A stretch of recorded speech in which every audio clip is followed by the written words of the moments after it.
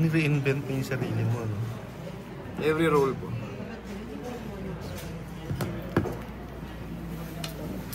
Parang kontrabida yung... Kontrabida ang role mo?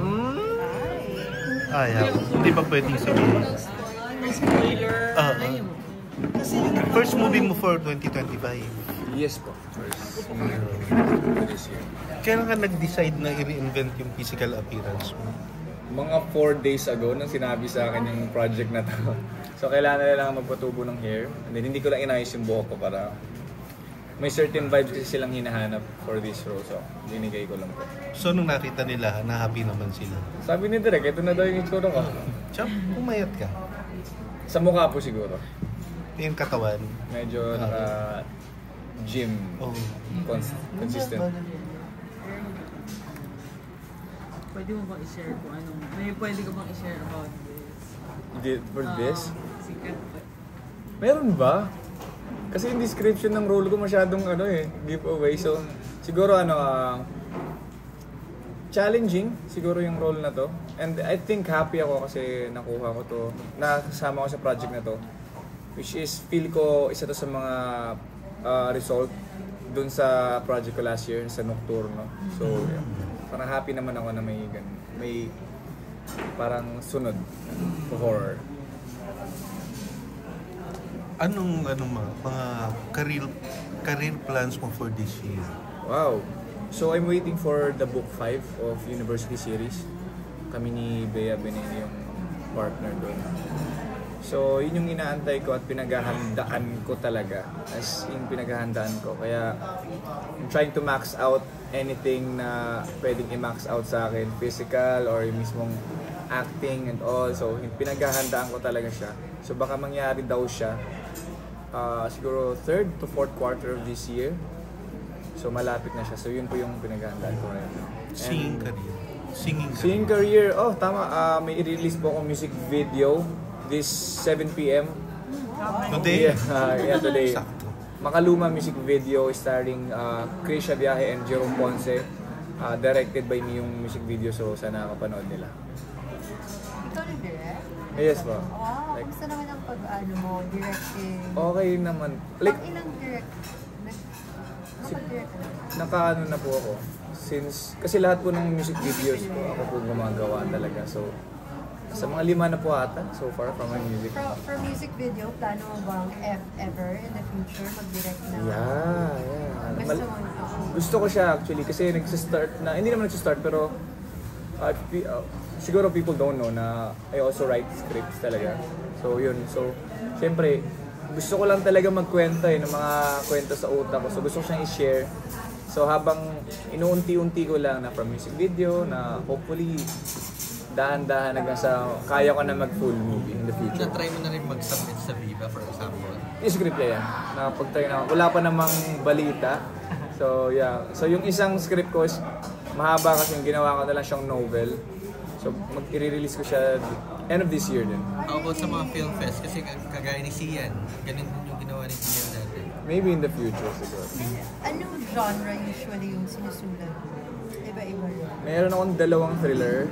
Wow. Isang comedy, tsaka ongoing na superhero series na yun po yung ginagawa Yung ko. novel na i-release mo, ano yung... Thriller po. Wow! Novel. Interesting. Under Viva. Wala po. Hindi po, under sa publishing po ng book lang. Fairness kay Will. Ng Viva. Hindi po. Iba-iba. Wala, hindi na po sila nag-release po ata ng book eh. Pero gano'ng katagal ka nagsulat ng novel? Nag-start yung mismong idea is 2018 and then I tried to find someone na kasi wala akong experience and then wala masyadong hindi ako binigyan ng chance sa kahit sino. So, noong 2021 nauso yung parang locked-in na sa hotel ka lang for the whole week na walang gagawin. Sabi ko, try mo. So, sinulat ko siya, sabog-sabog pa yung format until natuto ako with mga formatting hanggang sa nagamay ko na Ito siya. yung novel. Yes po. Anong title? Pagbilang kong 3. Ay, Nakatago na kayo. Ganun. Ano to? sequel yun, Thriller po. sequel yun. Ilang pages? Well, hindi pa final po eh, pero nasa yung script kasi mismo nasa mga 160 pages. Oh, wow. So may chance na pwedeng maging pelikula. Yun po yung Ah. first ko talagang plano, pero sabi ko hanggang wala pa, i-release ko na lang. Since yung sa book 5, yung fans ng University Series is readers, so malaking bagay na i-release ko. Bago mo pinasa, sino yung mga pinabasa mo? Friends and family siguro. Madami namang, mga friends, family, nagbasa sila. Thankful naman ako na like binigyan nila ng time. Kailan ang plano mo na i-release? End of this year po, baka isasabay ko with the book 5 para double promotion na din. Why not? Like diba, mga mall show, bili kayo. Wilbert, nung uli ka namin nakausap, nagpe-prepare ka for graduation. Matagal na Nakapag-marcha ka na ba? po. Yes po, tagal-tagal na po. Matagal ka na namin hindi nakausap eh. 2 years ago na po ata. Oh, hindi. Marketing management po. Pero hindi ko po nagagamit eh. I think nagagamit ko naman siya with myself kung paano ko i-market yung sarili ko and parang in-explore ko din paano yung mga bagong ways ngayon how to market things or sarili. Parang same lang naman kasi siya ng goal. Yeah. Ganun po. Wilbert, sa time when kasi ngayon sa creative artist, yan yung mas rewarding para sa'yo? Yung sa pagsusulat mo, yung sa pag-acting mo, yung sa pag-direct mo? Ano yung mas, which do you feel yung pinaka-rewarding pag ginagawa? Rewarding? Kasi kung number one ko kasi parang love ko talaga, kung irarang ko is music talaga. So I really love performing in front of people. So pagsusulat ko ng kanta, sobrang rewarding sa akin yung thought na parang kumanta ka, tapos original song mo, tapos sasabayan ka ng tao. Yun yung pinaka-rewarding for me as a songwriter. So yun yung number one sa akin. Pero nasubukan mo na magsulat ng music para sa iba? Sa ibang artist? May sinulat ako, isa lang po. Tapos hindi siya natuloy. Tapos yung iba nagpapasulat, yung records nagpapasulat sa akin, hindi ko lang kaya. Like ayoko siyang gawin kasi feel ko hindi ako ready. Parang ano kasi siya parang baby mo siya na pinanganak tapos parang ibibigay mo siya iba. So parang for now hindi ko pa kayang mag-gano na i-let go. Kasi every song na sinusulat ko parang may experience na kasama eh. Yung parang ako, part of me, something like that. Yung Makaluma, ikaw Yes po. ikaw nagsulat. So yeah, if people don't know then naka-release na ako ng 17 originals. So you can check it sa Spotify, YouTube. Ano ng mga bago mong investment? Bumili ako ng farm sa Davao. And then isang farm, isang parang palayan din for my parents para meron silang pagkakakitan. At the same time, ano din siya investment na habang tumataas yung yung value, kumikita din yung parents ko. Madalas ka pa rin umuwi? Kakagaling ko lang po. Once every 2 to 3 months po siguro pag kailangan or may event. Pero hindi naman kasi nandito, ito na yung mismong tirahan ko talaga sa Manila eh, yung mismong life ko. Tanggap mo na? Na ano po? At talagang dito ka na? Yes po. Kasi lumaki na po ako sa sa bukid eh, sa probinsya.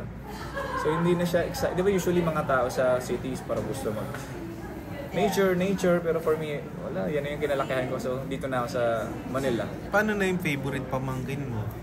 Ay, malaki na po. Malaki na. Ilan taon Malaki na? na po siya. Magtuna po. Magtutuna ngayong March. Si Paring Levi. Paring Levi tapos. Yes, bro.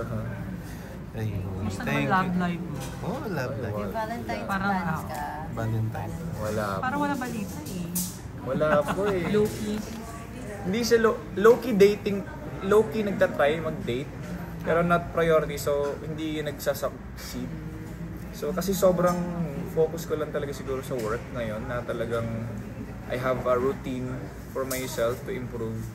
So, wala na akong time talaga for other things. Parang gano'n siya. Kasi feel ko parang kailangan ko siyang sipagan lalo. Lalo ngayon na parang may mga nakalinya sa akin ng mga project. So, dapat doble kahit. Parang i-take ko na yung opportunity. Pero ever since parang hindi ka public sa love life, di ba? Meron ka ba naging showbiz girlfriend? Kaya hindi mo pa... Wala. Or baka hindi lang ako relevant dati ko. Asahan. Hindi na po relevant. Hindi ka na nanlilig. Baka hindi ka nanliligaw. Mas okay sa'yo ng showbiz?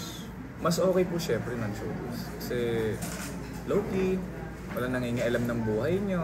Walang, di ba? Walang nag-judge sa buhay nyo. Kasi pag the moment na showbiz yung partner mo, parang showbiz na yung buong buhay nyo. Yung mismong relationship nyo. So, ganun po.